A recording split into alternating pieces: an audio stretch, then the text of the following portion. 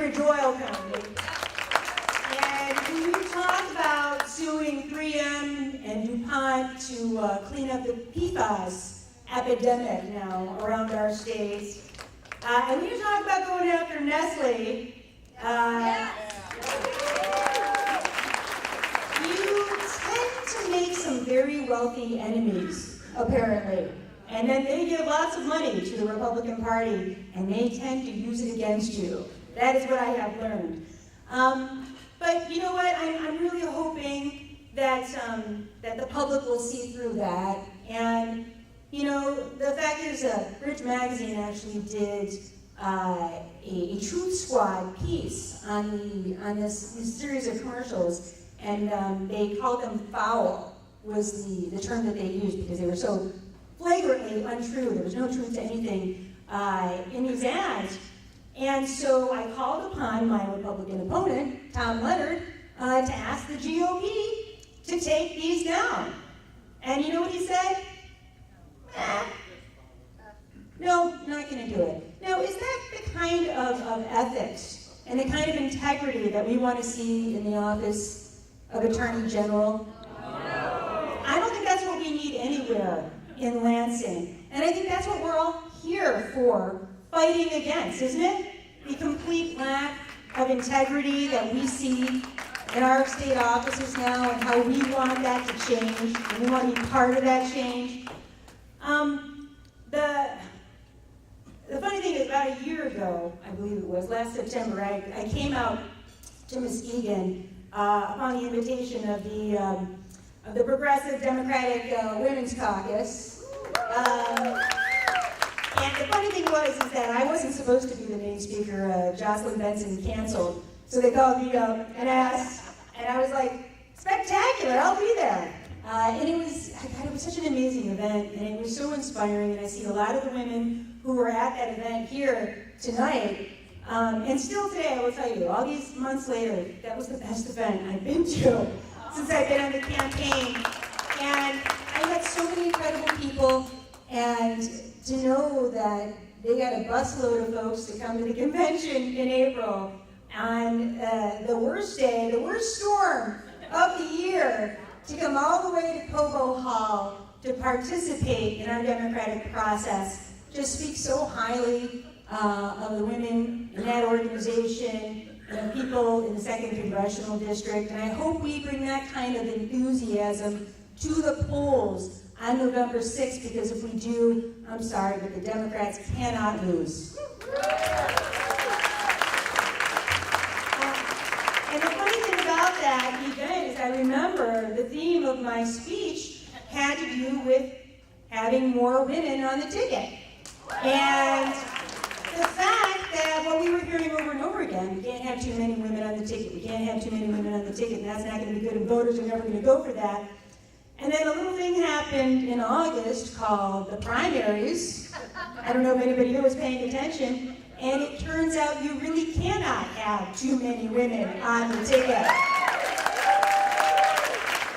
And I honestly think that that is going to be one of the things that absolutely overwhelms the Republicans, are the number of people who go out and vote for Democratic women on November 6th.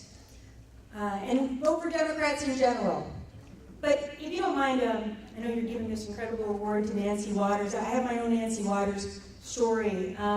So, as many of you know, I was one of the attorneys that brought the case of DeBoer v. Snyder, which was the same-sex marriage case that we tried in Detroit in 2014. We got our opinion from the district court after our trial, issued by Judge Friedman at 5:01 p.m. on March 21st. And Judge Friedman had done that, he'll tell you later, intentionally, because he wanted to make sure that there would be at least half a day where same-sex couples could actually get married in the counties that would allow them to do that. Because Bill Schuette would not be able to get his appeal in to get a stay on the order until sometime the next day. So I was working really hard to try to coordinate to see if we could get some county clerks to open up their offices on a Saturday. And, I was able to talk to them in Ingham and in Oakland Washtenaw, and we called a whole bunch of people, to tell them, go in and get married as soon as you can, because if you don't get married right now, who knows how long, if ever, it will be until you can actually marry the people that you've been with for sometimes decades and decades, And so the next morning I went to Oakland, and of course there's a line out the door, and I hear, the reports coming in from the news. All the people getting married in Ingham, and in Oakland, and in Washtenaw. And then I hear about Muskegon County, and the fact that the Muskegon County clerk had opened up her office and started to get the reports of the joyful and delighted couples that were able to marry.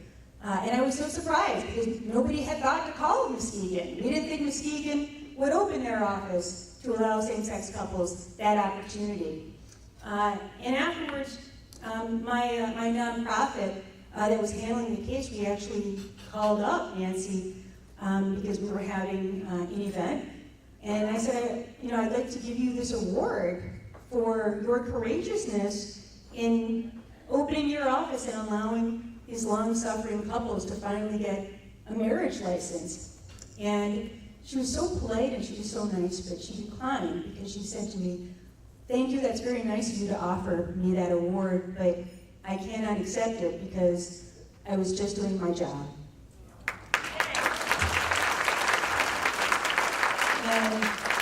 And I had so much respect for her, but also I wasn't sure if maybe she didn't want to drive to the east side, because it was a really long drive. But no, she seemed very sincere about it though, and I've always had so much respect for her for having done that and how much it meant to the people who she granted marriage licenses to on March 22nd of 2014. I will say this, I have really enjoyed going around the state. I've been to nearly every county in the state. I've been to every district many, many, many times. But what I guess I didn't realize because I'm a first-time candidate is the amount of time that I would have to spend, instead of talking to people, sitting in some closet somewhere with a call time manager on a phone, just dialing for dollars. And instead of talking to the people that I really wanted to help and I really thought I could best represent in that office, just talking to the richest people I could find to give me as much of their money as possible so I could put my own ads up on TV.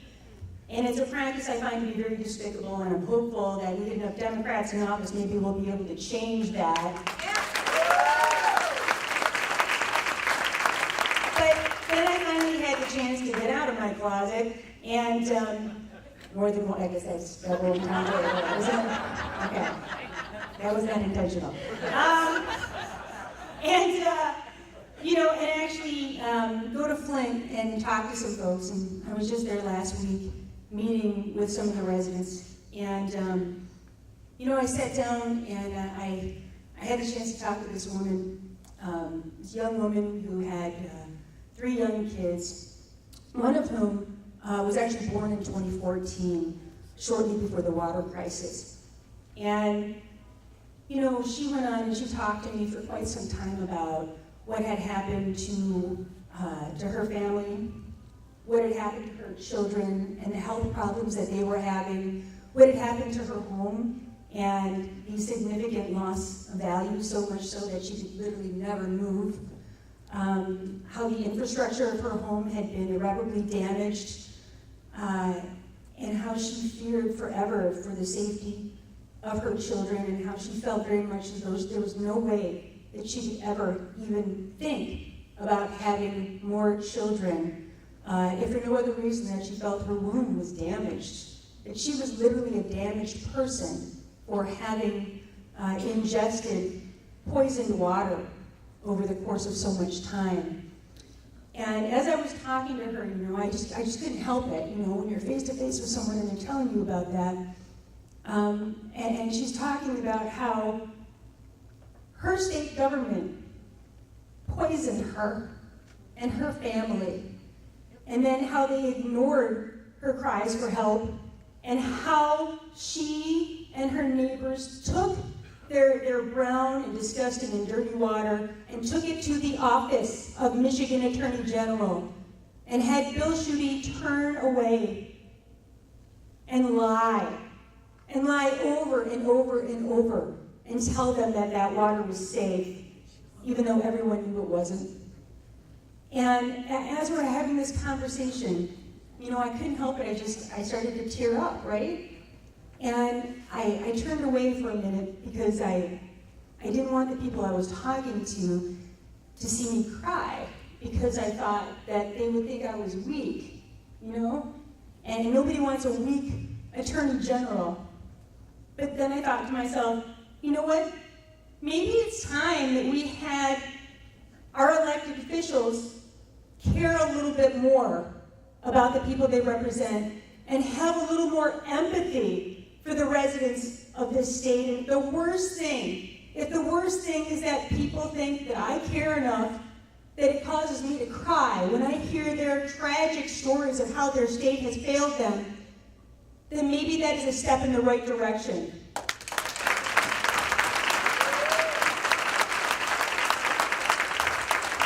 And maybe if Bill Schuette cared a little bit more, he would have acted differently in his capacity as Michigan Attorney General, except for the fact that I am concerned that he's got so much Botox in his face he can't actually physically cry. I'm sorry, I'm just going to say it. That was mean. That was so mean. I'm sorry, I don't like Bill Schuette. I'm just going to say it. So I guess I'll just wrap up with this.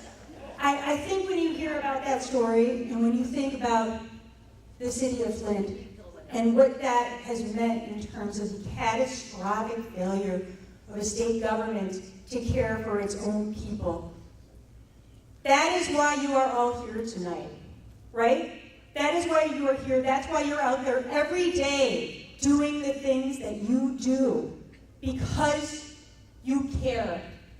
And you want our state to be a better place, and you want your communities to be a better state. And that's what makes us Democrats. And that is why I know that we are going to win up and down the ticket on November 6th. So whenever you need strength, you know, whenever you're tired, whenever you have the door slammed in your face or somebody hangs up on you when you're at a phone bank, keep on dialing, keep on knocking, keep on working your hardest, because